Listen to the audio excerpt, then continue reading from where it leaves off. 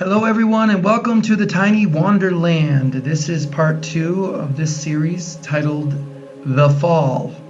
Well, there's a reason why it's called that, ladies and gentlemen, and I'm going to do my best to try to describe what took place without rambling too much. But it's very emotional, very personal. A lot of personal information is going to be shared in this, so please treat it with respect and kindness. And I know that at this point we have absolutely no subscribers and no comments on any of the videos. We're a new face to the world, so I respect that. But we're trying to share this story with you guys. So eventually there'll probably be comments on the video. So I know that some things could have been done differently, and I respect that. But I ask that you respect me and this story. So thank you very much, and let's begin, shall we? So I want to start off by saying that I left my motorcycle on Puget Lane and I hiked through the wash. I diverted left off the trail and scaled the canyon for a direct summit hike. This was Easter, by the way, guys. The pandemic was in full swing. I found out that the trip had been canceled. A lot of really weird stuff was going on, and I figured that the world could probably use a prayer. So my goal was to hike up the canyon by my house, and if you've been to Phoenix, you know the canyons have these giant canyons all around. There's mountains everywhere. So anyway, I decided for an Easter hike I would do an Easter prayer service. So I did not fall on the way up. I reached the summit and I did my Easter prayer service and I watched the sunset, and it was absolutely beautiful. And you guys are probably, if this thing is working the way it's supposed to, you are probably seeing pictures of that sunset right now. Remember, this was taken Easter Sunday, and then of course you got to have your obligatory selfies. So I took one of those, and this is where things get a little bad, guys. I headed left after the sunset along the spine of the cliff to return to the motorcycle via the established trail since it was getting dark. No sense scaling back down the canyon since I couldn't see. There was no trail there. I made my own trail. Approximately 100 feet down, I navigated some tricky rocks. I must have caught an edge with my foot, guys. This sent me over the side of the cliff face first, but I was able to turn myself around on my back during the fall. When I landed, I hit the rocks on my lower spine area. I attempted to get back up and climb to the side of the trail, but was unable to move. And that's what took place next, guys. I do want to say thanks to Damien, my friend Damien, who got photos of where this place, the site, the injuries took place. Be safe out there, everyone. If you do hike, it could cost you your life. A lot of things going on in this world right now, so my prayers are with everybody, and please stay safe. But now I'm going to kind of tell you a little bit more about what happened.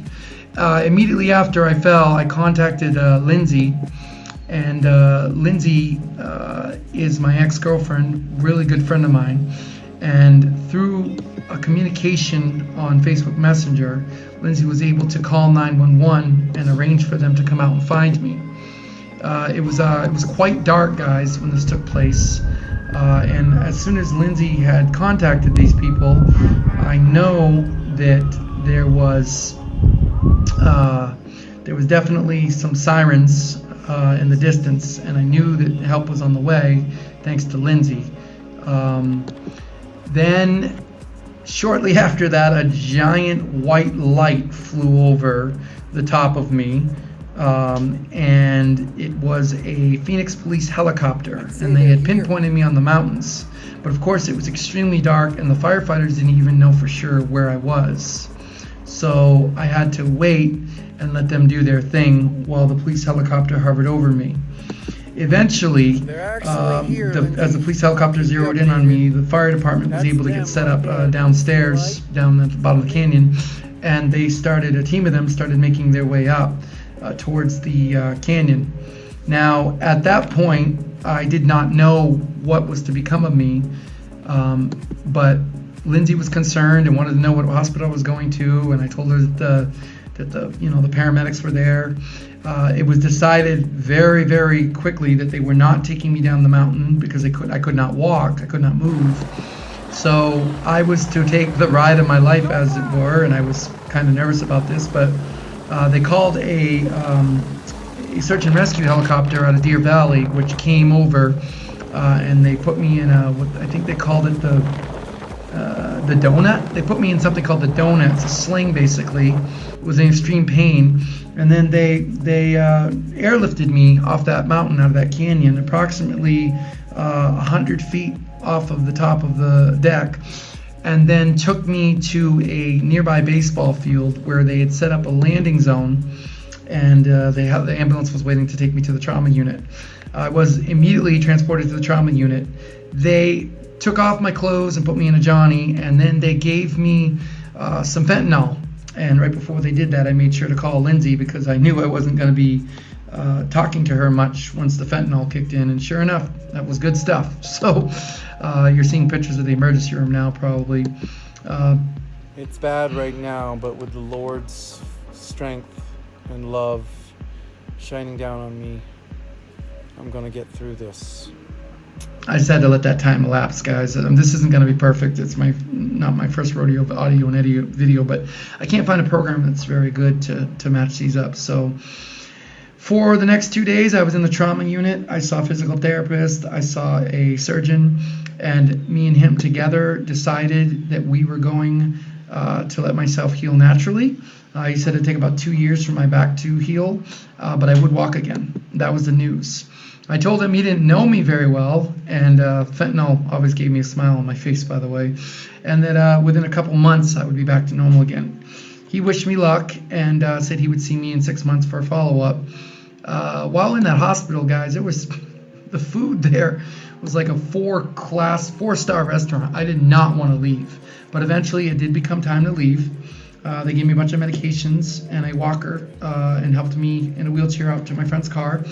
The biggest issue for me at this time was that I had a motorcycle that was currently locked and had lost the key on the mountain during the rescue.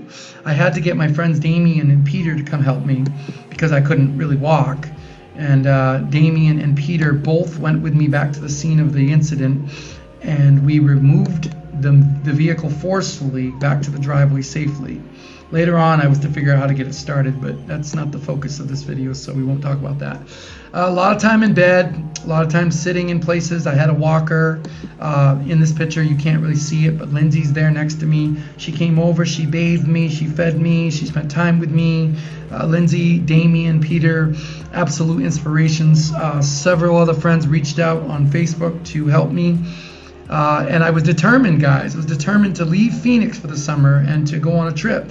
But how could someone who had their trip canceled and then just literally broke their back do that? Well, as you get to know me, you'll know that perseverance is one of my strong suits. Peter took me to doctor's appointments, and then I started to walk. At first, it was very slow and very painful. But eventually, guys, I was able to walk, and walk I did. I started just going to the mailbox, just going to the side of the street, touching the sign. I wasn't even in shoes, guys. I haven't been in shoes for almost a month now. And I was really, really scared and nervous because I didn't know what was going to happen. But over time, I was able to extend my walks up to 2 miles a day with the walker. Now, don't get me wrong, this was excruciating pain. But over time and perseverance, again, I knew I was going to walk again. And soon I was sitting back in my car and driving and didn't have to be chauffeured around. I was sitting on a giant pillow-like donut. I lived in a studio, guys, in the mountains of Phoenix, and I'll tell you more about that in another video. But the interesting thing is I lived underneath the house. So I created a little race course between my studio, the driveway, and the steps. And, you know, it took some time. It definitely wasn't something that you were going to do, you know, overnight. But you know, time went on, time progressed, and eventually I was able to make it up the stairs. I did 4 laps. I started with 1 lap, did 4 laps every day. And I just tried to, you know, I tried to get better because I wanted to be better. And then one day happened when I was in my shoes again. I'd never been so happy to be in my shoes. And the pain eventually subsided. And I went to a follow-up appointment. The doctor said he was amazed at my recovery, and he said the Lord had blessed me. And then, guys, it was time to get ready to go on to the next adventure. But I didn't know exactly where that adventure was going to be. The next photos I'm going to share real quick is the scene of the incident in the daytime. Damien took these after he returned to the mountain to find my keys, which he did not do. In this picture, you can see a diagram. On the left is the cliff walk that I took to get up to the top. And on the right is the yellow trail where the firefighters came up and where I would have exited. And you can see that cliff up there where I fell off into the canyon, about 100 feet off. Guys, it was absolutely amazing. I don't know how I survived it, just by the will of the Lord and the strength and perseverance. So if you guys ever run into something where you don't feel like you can accomplish something and you don't feel like you can make it, I am living proof, guys. Living proof that you can accomplish anything. Okay? So now, where were we? All right, we're healed and ready to go. But where to next? Well, let me just tell you. The next adventure, you don't want to miss it, because this gets stranger and stranger as we head further and further into this adventure of the Tiny Wanderer. Feel free to follow along, guys, on social media, and I'll catch you guys later and see you soon. Stay safe and God bless, and we'll see you next time on the Tiny Wanderland.